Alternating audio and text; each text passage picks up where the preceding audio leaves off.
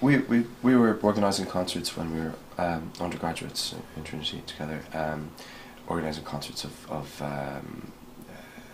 new music and student works and so forth, and something that we both, you know, a partnership that worked very well, and it sort of naturally developed out of that, and we sort of realised that we very similar aesthetic basis for curation, and the sort of first incarnation of Ergodos were these two printing house festivals of new music, 2006, 2007, and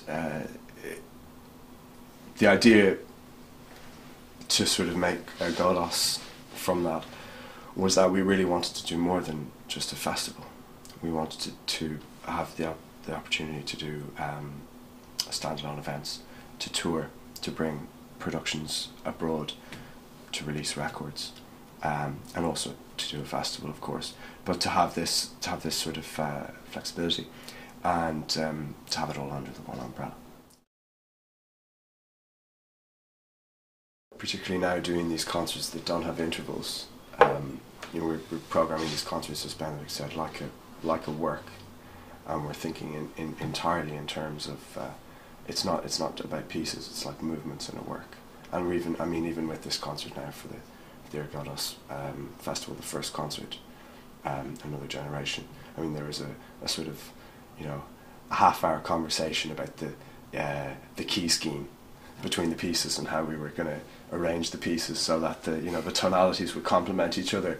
You know, and it's not always key. Sometimes it's tonal center or whatever. But you know, and that, you know, that's so important. The whole kind of like the concert of pieces is really, I think, well, it's become for us very unsatisfactory.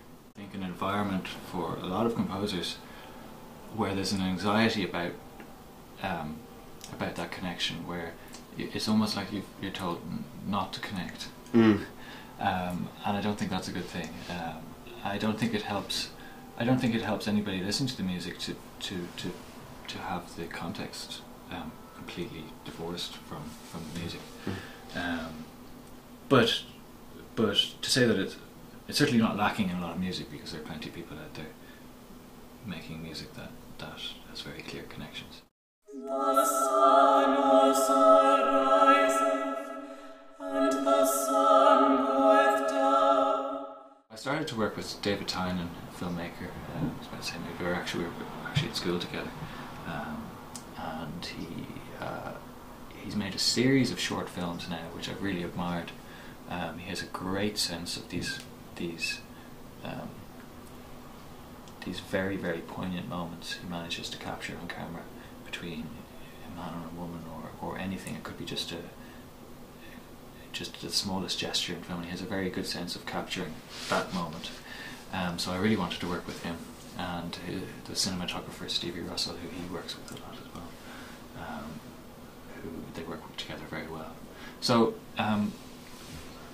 I did have an idea though about what I wanted narratively, just the broad framework of what was happening, because I knew when the film was happening and how it was supporting the music, because there's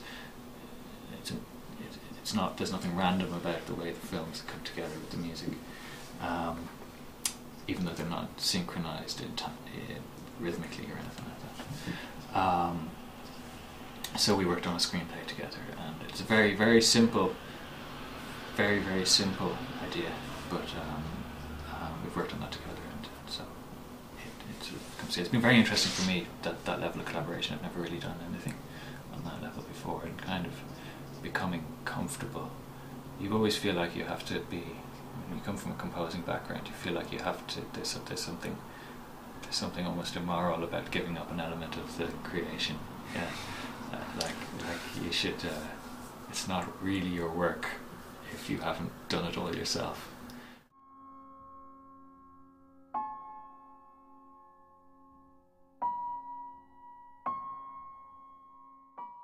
Tenney was a performer, a composer, and a theorist, and he used to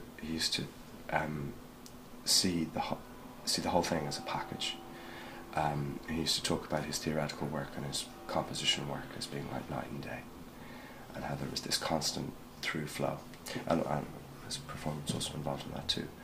And I mean that very as a concept is very attractive and kind of inspirational.